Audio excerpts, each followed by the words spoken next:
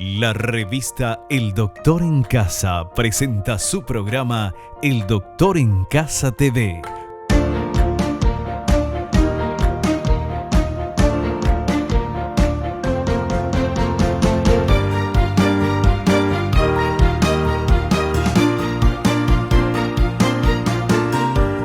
Con el patrocinio de Punto Pharma, tu salud y belleza.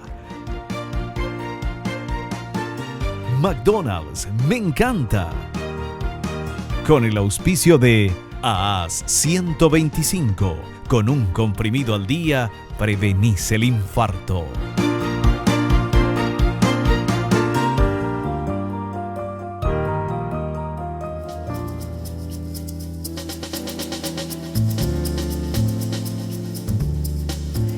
Hola, hola, ¿cómo están todos? Muy, pero muy bienvenidos. Esto es El Doctor en Casa.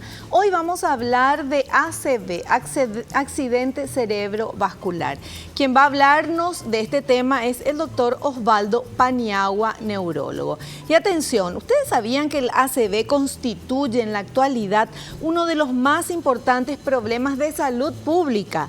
Es la tercera causa de muerte en el mundo occidental, la primera causa de invalidez permanente entre las personas adultas y una de las principales causas del déficit neurológico en el anciano. Obviamente que es un tema que hay que tomarlo con mucha precaución, con mucho cuidado. Es un tema que necesitamos saber más. Hemos escuchado, de repente a lo mejor conoces a alguien que tuvo un ACV, pudo salir bien o no, pudo haber quedado con secuelas o no. Lo que nosotros hoy vamos a preguntarle a nuestro invitado es, primero, ¿qué es el ACV? ¿Por qué se produce?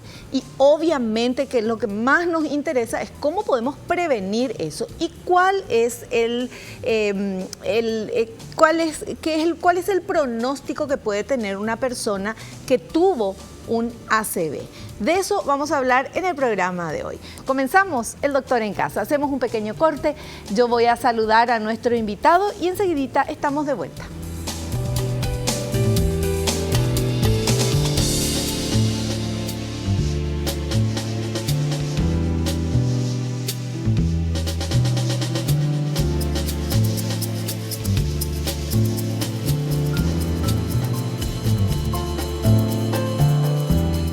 Con nuestro invitado, el doctor Osvaldo Paniagua, neurólogo. Doctor, bienvenido al programa, ¿cómo le va? Ya, muchas gracias, gracias por la invitación y fundamentalmente para poder dar una idea de lo que es un problema real de salud pública, que es el accidente vascular cerebral.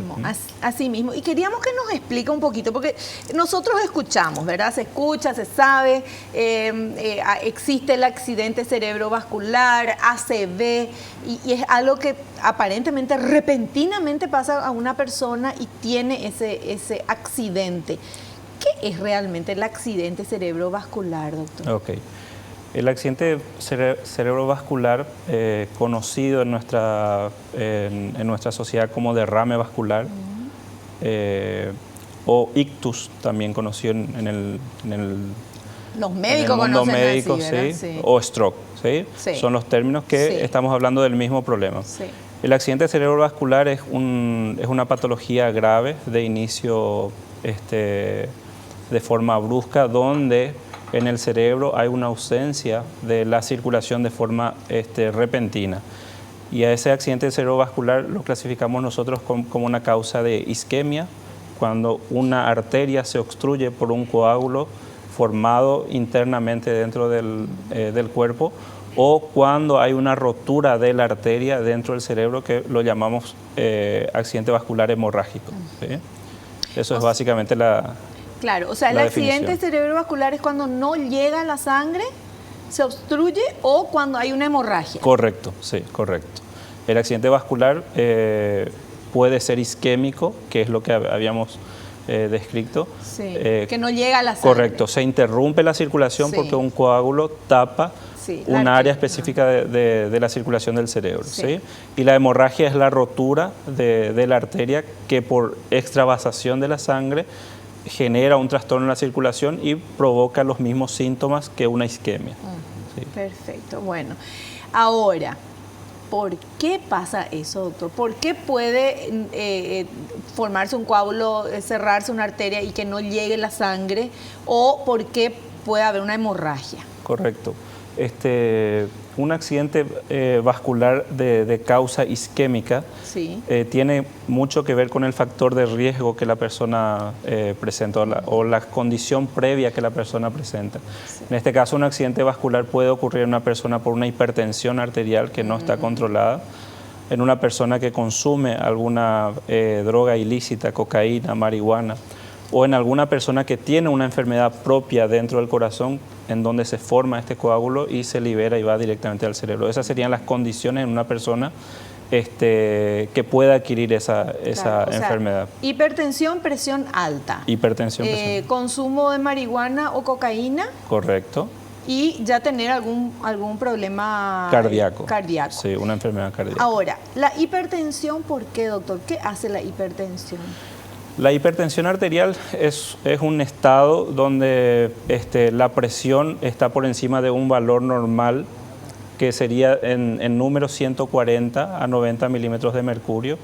Y lo que hace la hipertensión es modifica la circulación dentro de los vasos sanguíneos, favorece la formación de coágulos o enlentece la circulación, y es por ese mecanismo donde el cual se puede producir, junto a la asociación de la enfermedad de la arteria, ¿verdad? Una arteriosclerosis favorece la rotura de esa arteria y se traslada, esa placa se traslada a un lugar más distal, más pequeño, donde altera la circulación del cerebro. Eso es en caso del fenómeno isquemia, ¿sí? En caso del fenómeno de hemorragia, el cerebro no está adaptado a ese nivel de presión.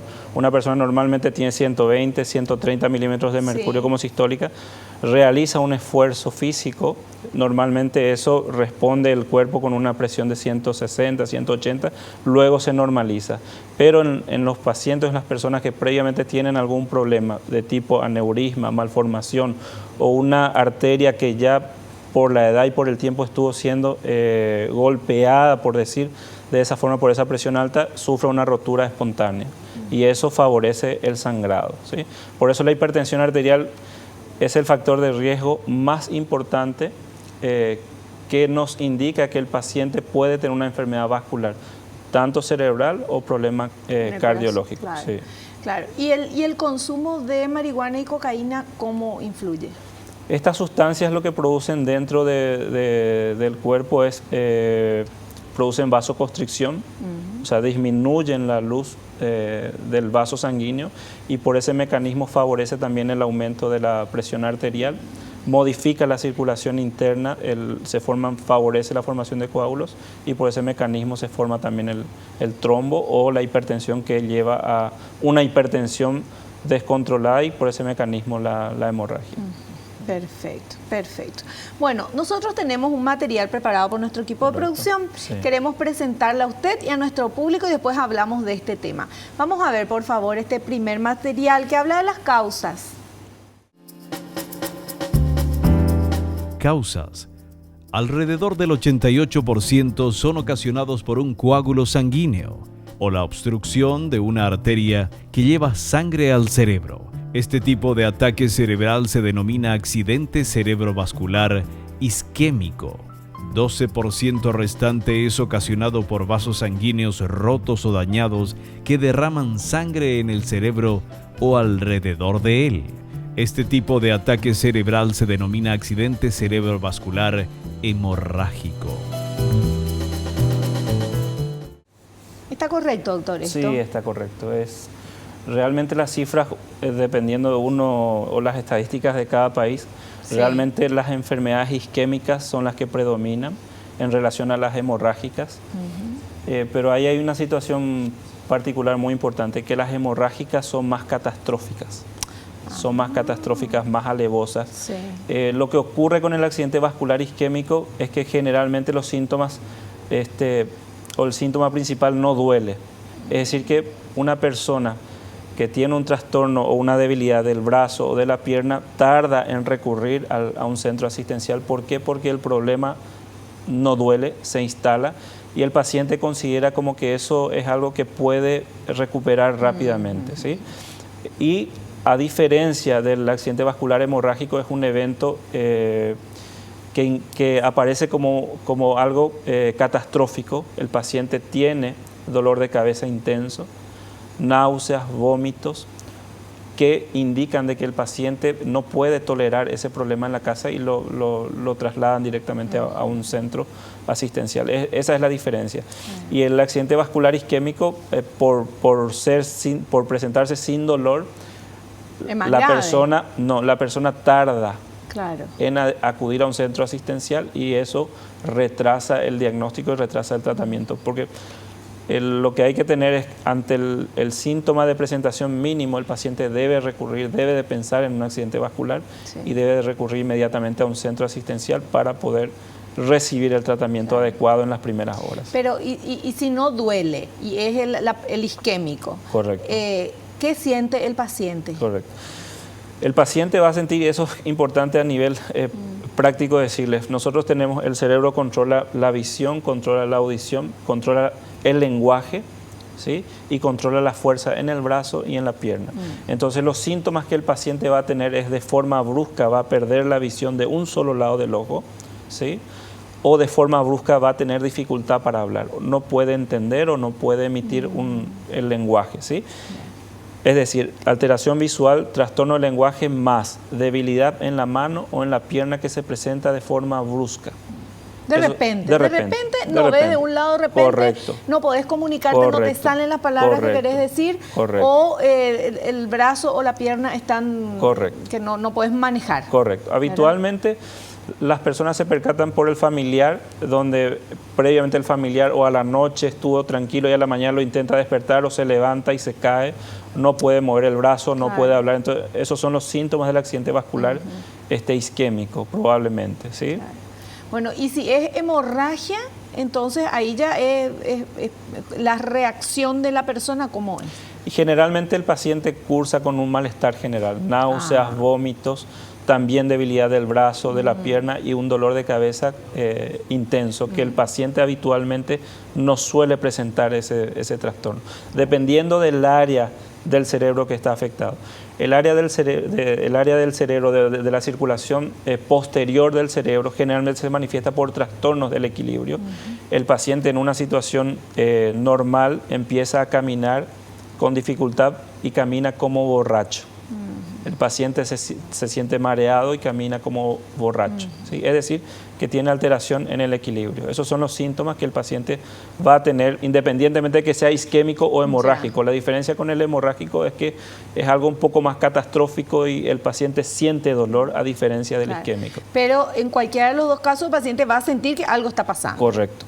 Puede tener dolor o no dolor, pero no es que va a estar así tranquilo y feliz sin nada y ¡puc! Le va a aparecer, ¿verdad? Correcto. Lo que pasa es que también la sensibilidad del dolor o las alteraciones que uno encuentra depende de la persona. Nosotros encontramos a veces personas que inmediatamente acuden al primer síntoma, acuden al centro asistencial, y hay pacientes que esperan 6 horas, no mueve el brazo, no puede hablar, y a veces son diabéticos, piensan en otras cosas. Entonces, bueno, es ahí la diferencia, ¿sí?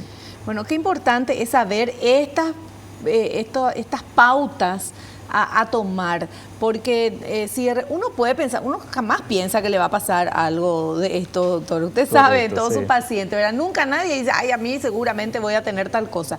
Uno cree que le pasa a los otros, correcto, ¿verdad? Entonces, cuando de repente algo no está funcionando bien, queremos en general dejar pasar nomás a ver si pasa solo. Y si algo ya no está funcionando bien en el cuerpo te está avisando y no va a pasar solo, ¿verdad? Hay que ir y acudir al médico. El tema de las horas desde que se tiene el primer síntoma o que se cierra esta arteria o que bueno, hay una hemorragia, ¿hay diferencia en cómo va a suceder después? ¿Qué va a suceder con el paciente? Si se va enseguida al médico o si tarda más. Correcto. Hay diferencias en cuanto a la posibilidad de que el paciente reciba un tratamiento adecuado y oportuno. En relación al accidente vascular isquémico, básicamente lo que ocurre es una arteria está obstruida, ¿sí? Y el cerebro tiene una capacidad de respuesta hasta las 6 horas. Es decir, que hasta las 6 horas tolera esa alteración en la circulación, ¿sí? Al no existir desobstrucción, porque el cuerpo intenta de forma espontánea destrabar esa obstrucción por los mecanismos internos, existen actualmente sustancias que se administran en la vena que permiten llegar al sitio de obstrucción y licuar ese coágulo y liberar la circulación. Claro. Esos tratamientos están desde el año 1996, que acá en nuestro país ya se están realizando habitualmente. Y esa es una situación importante en la cual el paciente, ante el mínimo síntoma de debilidad del brazo, de la pierna, dificultad para hablar, debe de recurrir directamente al centro asistencial para que se pueda ofrecer ese tratamiento, ¿sí? Que es licuar. Y también hay otro tratamiento que por medios mecánicos uno ingresa hasta el lugar y aspira ese coágulo, lo saca ese coágulo y libera la circulación. Ese es un dato muy importante que actualmente en nuestro país está disponible. Claro.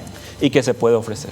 O sea, que un paciente que se siente mal de esta manera que usted está refiriendo, tiene que acudir lo antes posible, porque lo antes posible le van a hacer este procedimiento para solucionar o limpiar ese lugar, correcto. ¿verdad?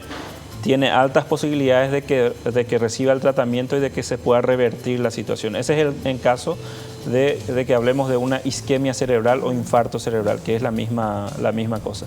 En relación a la hemorragia cerebral, requiere un poco más de tiempo, ¿sí? Dependiendo del estado. Hay pacientes que tienen hemorragia y ingresan en estado de coma, o tienen una hemorragia con debilidad del brazo o de la pierna. Es importante en el paciente con hemorragia realizar el estudio donde nos permita ver si esa hemorragia es realmente por solamente la hipertensión arterial o hay una malformación dentro del cerebro, llámese aneurisma cerebral, llámese malformación arteriovenosa, que requieren otro abordaje. Requieren otro abordaje en el cual es tratar de ocluir ese sitio que está sangrando para poder restablecer la circulación normal dentro del cerebro. ¿Sí? Doctor, ¿y una persona se puede morir por un ACV? El accidente cerebrovascular tiene 80% de mortalidad dependiendo del sitio de localización. El accidente cerebrovascular tenemos que clasificar en accidente vascular isquémico de menor grado o de mayor grado. Y hablamos de menor grado cuando el paciente tiene una debilidad leve en el brazo o en la pierna y una alteración del lenguaje. Y hablamos de grave cuando la debilidad se transforma en una plejía, es decir, imposibilidad de mover. Eso depende de la extensión del infarto. Y ya el hecho de tener un infarto cerebral por sí solo tiene una mortalidad, dependiendo de la localización, tiene una mortalidad del 80%, en algunos 30%. Pero lo que ocurre con el accidente vascular es, aparte de la mortalidad, es la discapacidad que produce. Claro. Es decir, una persona, generalmente son personas de 40, 50 años, sufre el accidente vascular, esa persona es el jefe de la familia, el que trae la plata, entonces genera un impacto socioeconómico en la familia importante. Es por eso la trascendencia de este problema, que uno estando bien le afecta a la persona económicamente activa o a la persona claro. que tiene una actividad funcional. Bueno, nosotros vamos a seguir hablando de este tema, vamos a hacer un pequeño corte, a la vuelta seguimos, es un tema súper interesante, a cualquiera le puede pasar, señora, señor, tenemos que aprender y tenemos que cuidarnos, de eso también vamos a hablar a la vuelta, volvemos ya.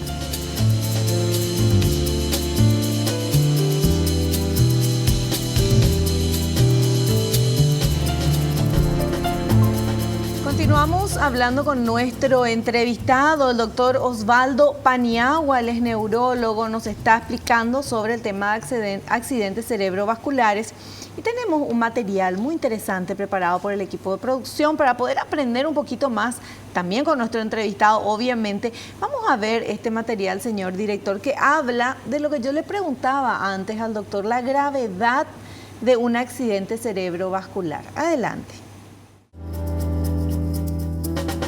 Gravedad de un accidente cerebrovascular. Un ACV siempre es grave.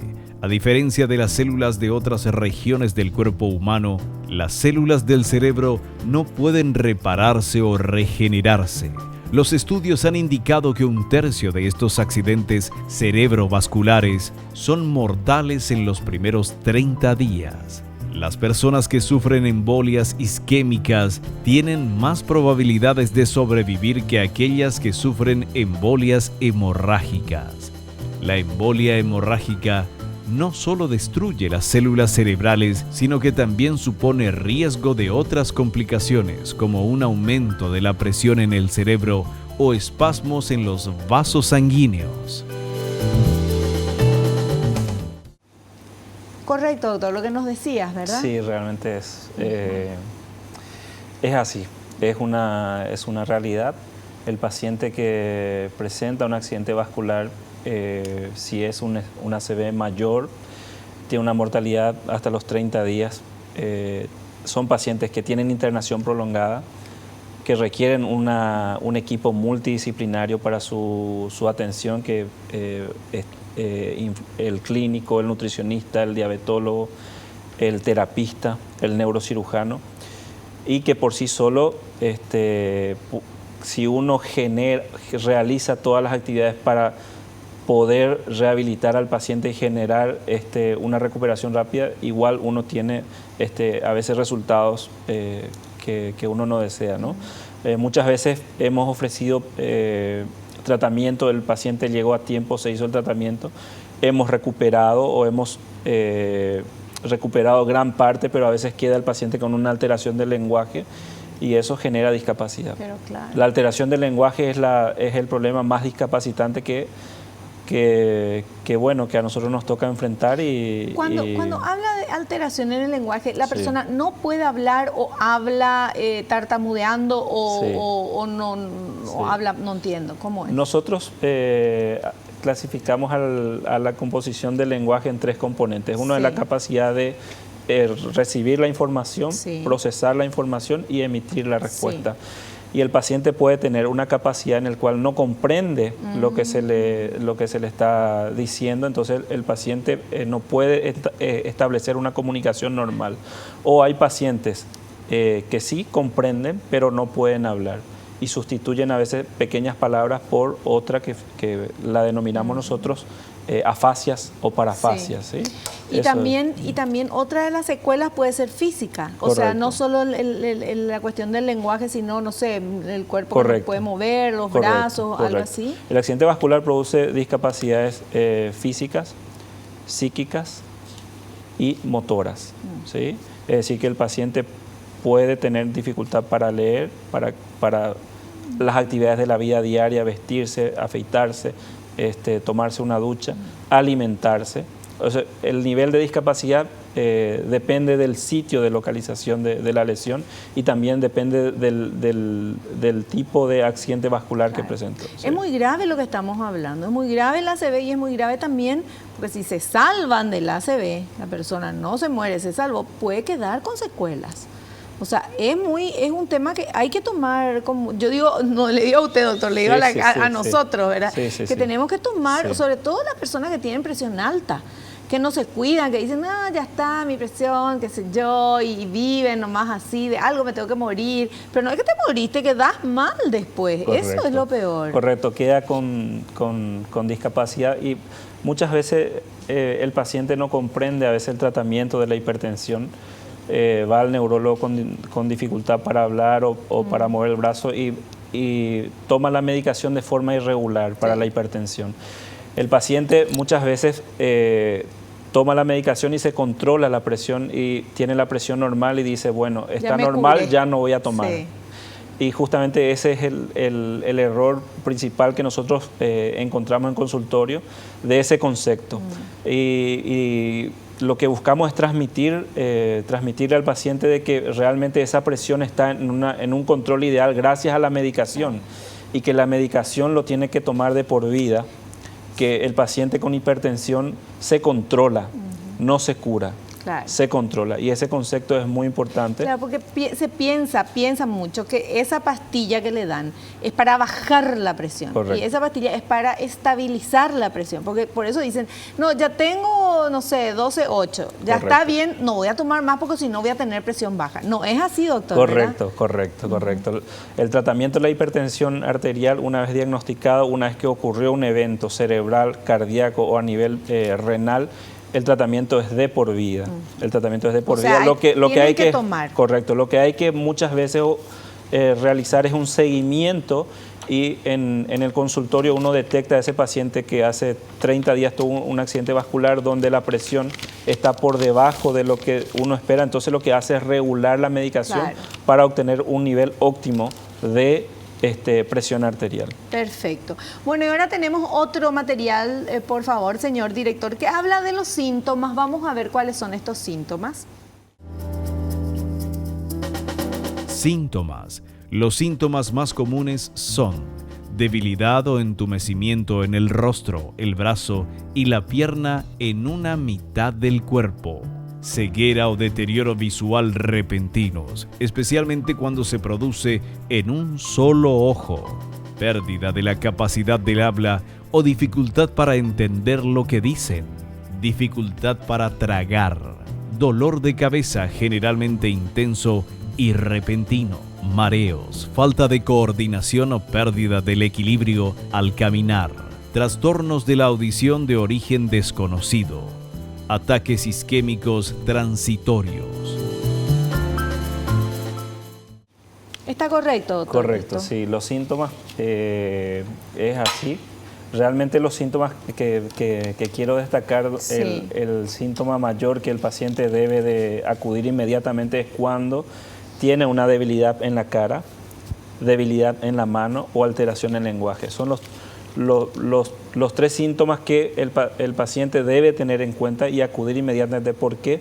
Porque el área que controla la expresión facial, la motricidad de la mano y de la pierna es un área extenso del cerebro y es una irrigación importante y es el lugar donde habitualmente ocurre estos problemas. ¿Cómo es en el rostro? Debilidad en el rostro. Y el paciente se desvía la comisura labial. Se desvía ya no puede manejar. Correcto, el paciente no puede hablar. Se le cae la salida. Es la mitad de la cara. Es la mitad. Siempre es la mitad. Siempre es la mitad. ¿Y el paciente se da cuenta? El familiar se da cuenta y a veces el paciente que se da cuenta que le dificulta hablar. Dificulta hablar y a esa dificultad de hablar es la disartria. Claro. El paciente no puede hablar y se percata o quiere tomar el desayuno, ahí se percata. Y entonces, sí. Y también la debilidad en el... O sea, es difícil de que ocurra solamente debilidad en la cara. ¿Sí? También va a ocurrir debilidad en la cara, en el brazo y en la pierna. Perfecto.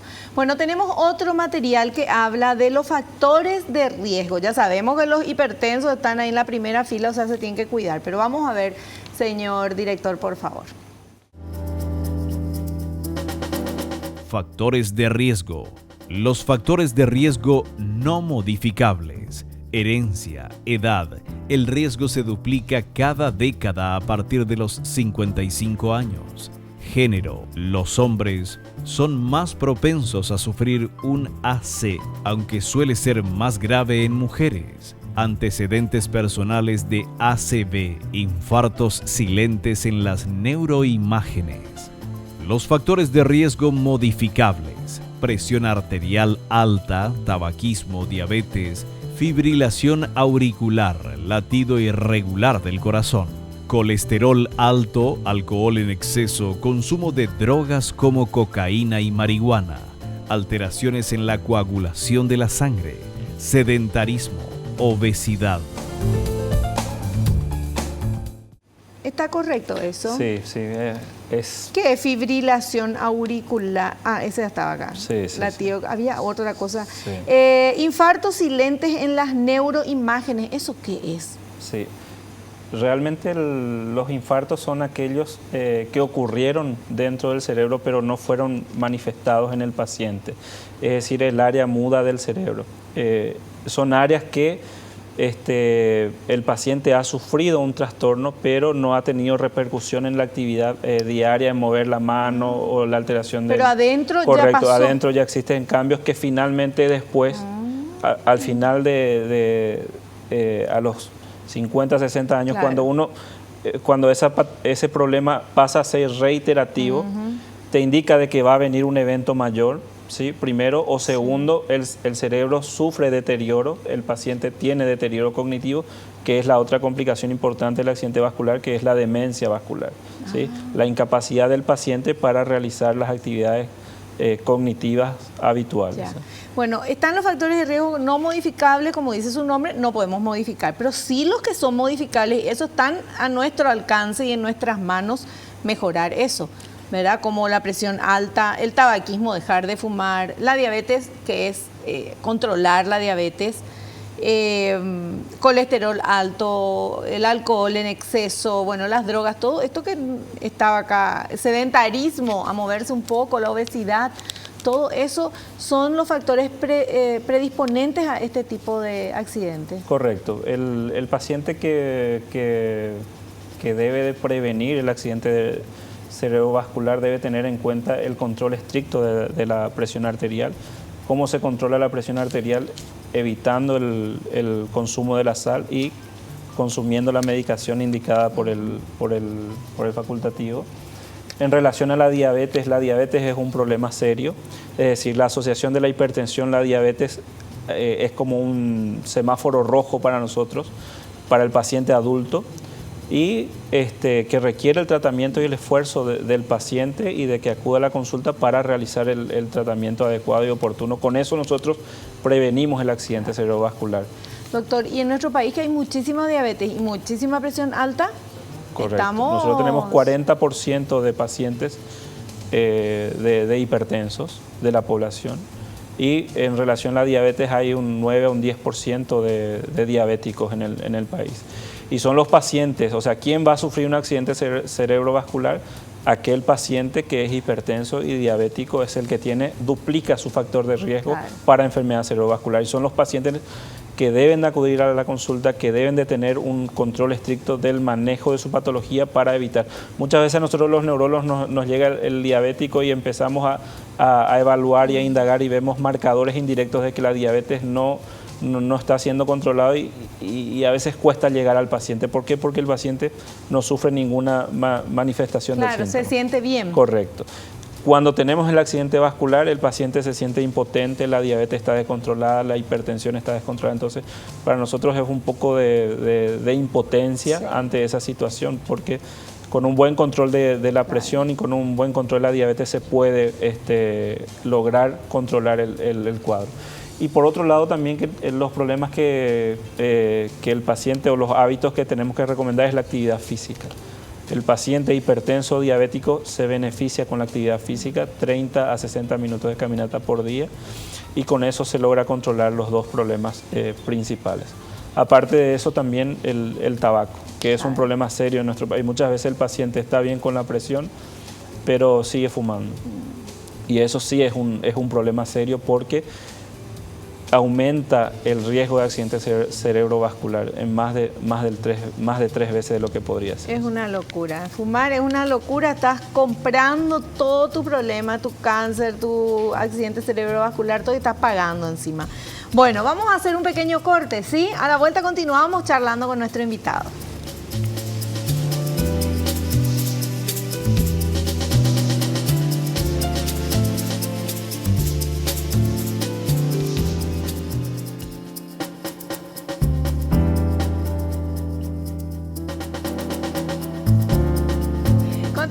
Continuamos hablando de este tema tan delicado, tan importante, el accidente cerebrovascular. Ya nos decía el doctor Osvaldo Paniagua, neurólogo, que es nuestro invitado hoy, de que un porcentaje altísimo de personas que tienen accidentes cerebrovasculares mueren, y otro porcentaje también alto queda con secuelas. O sea, no es que se trata y después está todo feliz de la vida sin ningún problema, sino que le pueden quedar secuelas que hacen que vos, si tenés esto, tuviste esto, no te cuidaste, no puedas tener una vida normal del día a día, de trabajar, de estar con tu familia, de disfrutar de la vida.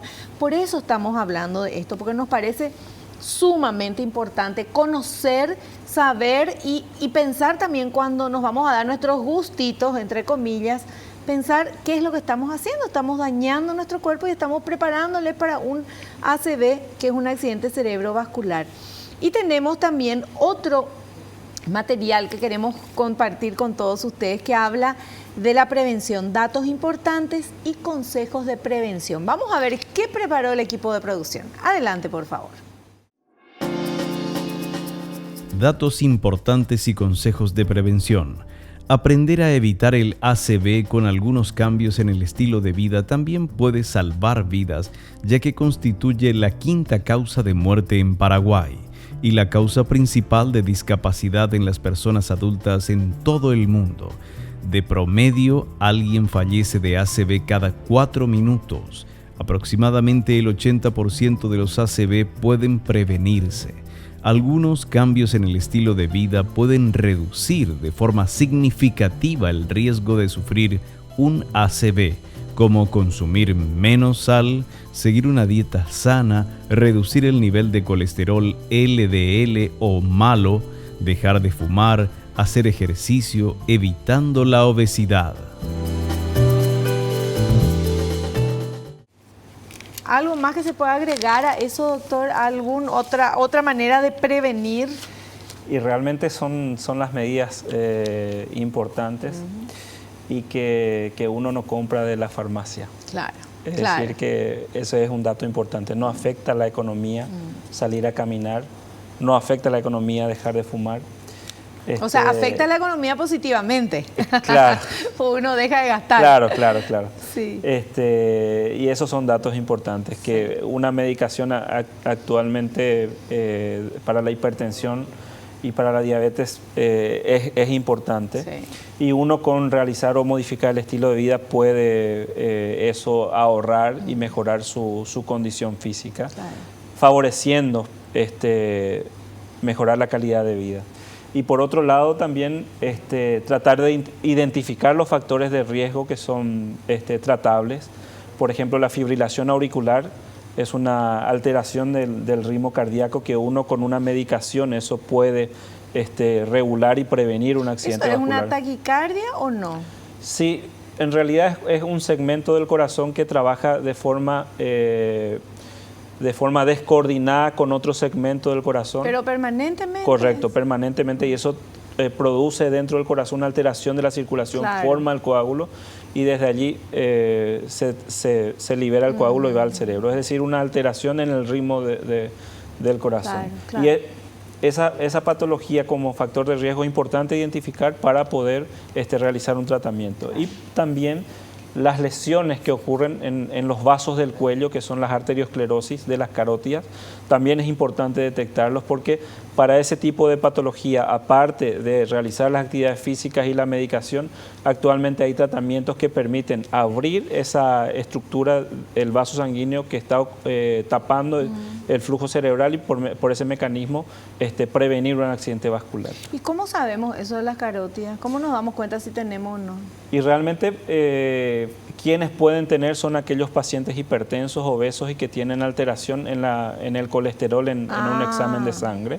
¿Sí? Ese es el factor de riesgo y se confirma por un estudio que es la ecografía de los vasos del cuello que permiten demostrar esa alteración o la presencia de esas placas de arteriosclerosis y dependiendo del tamaño de la obstrucción y las características de las placas, uno puede abordar eso con un tratamiento farmacológico o un tratamiento mecánico que es abrir esa obstrucción.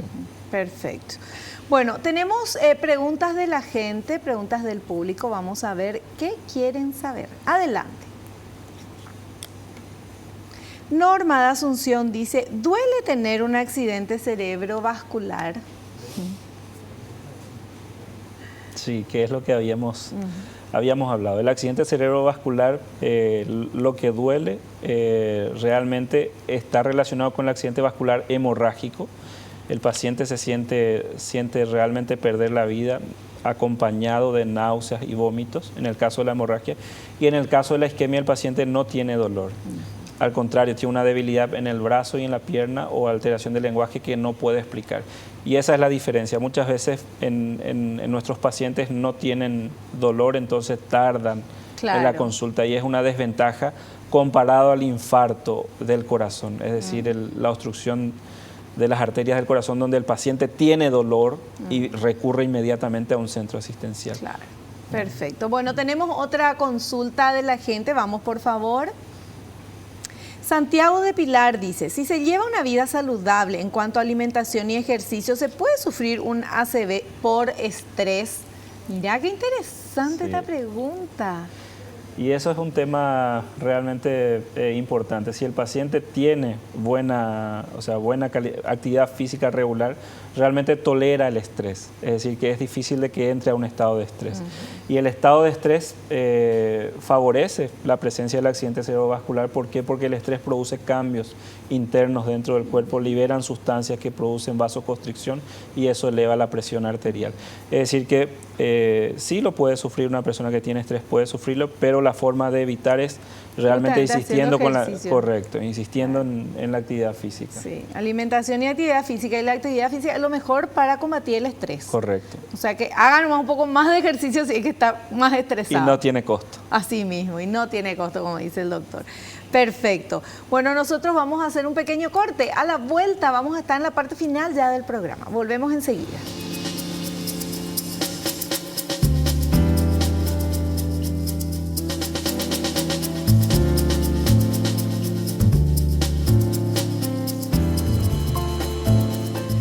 Estamos en la parte final de nuestro programa. Tenemos 5 minutitos todavía para seguir charlando con nuestro invitado, el doctor Osvaldo Paniagua, neurólogo, que nos estuvo explicando pero tan bien todo este tema del accidente cerebrovascular o ACV. Doctor, esto sé que no es hereditario, porque si no ya nos hubiera dicho, pero hay familias que casi todos los miembros de la familia o sin falta, uno de cada generación tiene este problema. ¿Esto a qué se debería? Y realmente son los casos menores de accidente vascular donde existen alteraciones en la coagulación.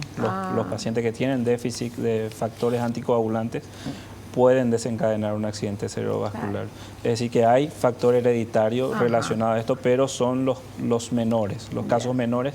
Y también el segundo punto es que ocurre en pacientes más jóvenes, ¿sí? Es decir, que ocurren más jóvenes. Sin embargo, de los problemas crónicos, diabetes, hipertensión, ocurren más a la edad de 45, 50, incluso 60 años, es un poco más frecuente. Sí hay un factor hereditario importante, pero son los casos menores que requieren un estudio más exhaustivo para poner en evidencia esa alteración y muchas veces con reponer una sustancia o dar un anticoagulante.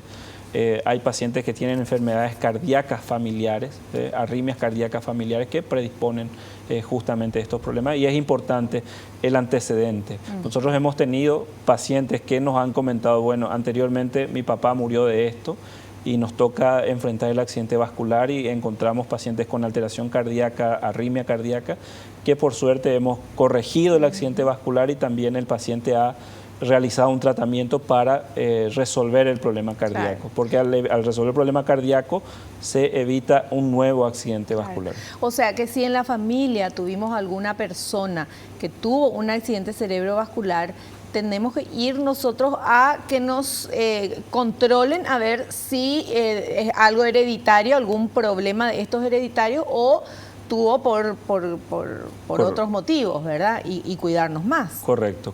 Es importante recurrir.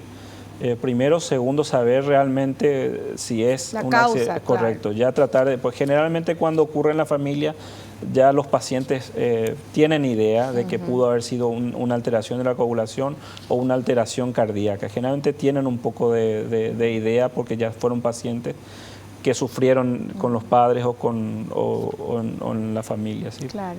Un mayor porcentaje va a la muerte, otro porcentaje queda con secuelas. ¿Hay un porcentaje de que puede superar esas secuelas y hacer una vida normal? Correcto, hay un porcentaje importante. Nosotros hablamos que en realidad es ese tercio que queda que puede desarrollar una vida normal. Es decir, un tercio fallece, un tercio con discapacidad y un tercio realiza una vida normal que en el tiempo puede llegar a tener una alteración cognitiva, que es una alteración mental, los llamados demencia vascular, pero sí existe un porcentaje de pacientes que tienen una calidad de vida normal y que pueden enfrentar la vida diaria con el tratamiento oportuno y adecuado. Claro, que son los menos. Que son los menos, sí. Y por eso que la mejor manera es prevenir. Es prevenir y buscar el factor de riesgo y trabajar sobre el factor de riesgo. Por suerte nosotros hemos tenido pacientes de 35, 40 años que hemos convencido de la importancia de dejar de fumar, hemos convencido de la importancia del control de la hipertensión. Le hemos educado en aquellos alimentos permitidos, el alcohol, cuál de ellos es permitido, negociar con el paciente. Muchas veces el paciente viene con una carga en el cual se obsesiona en tomar el alcohol. Quiero tomar y bueno, puede tomar.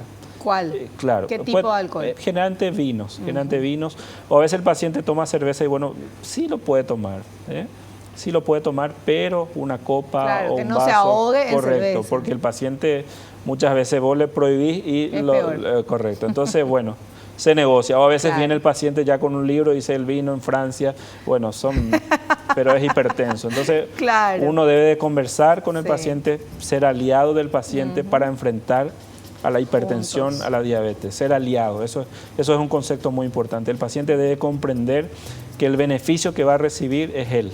Claro. Perfecto. Súper claro, doctor Osvaldo Paniagua. Muchísimas gracias por su presencia y por todo lo que nos estuvo explicando. Muchas gracias. Lo esperamos en un próximo programa. Bueno, muchas gracias. Nosotros nos despedimos hasta el próximo programa, si Dios así lo permite. Espero que te haya gustado, que hayas aprendido como lo hicimos todos aquí. No te olvides, naciste para ser feliz, no te conformes con menos. Chao, que pases bien.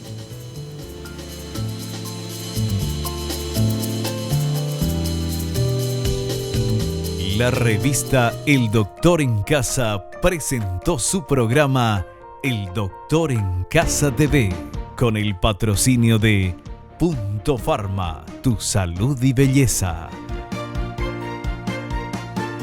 McDonald's, me encanta.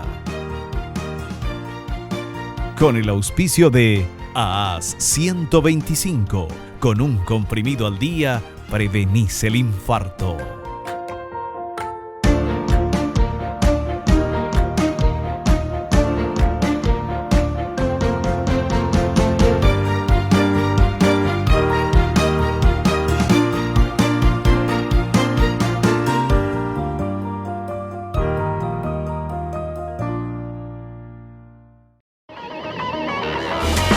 Fue una realización de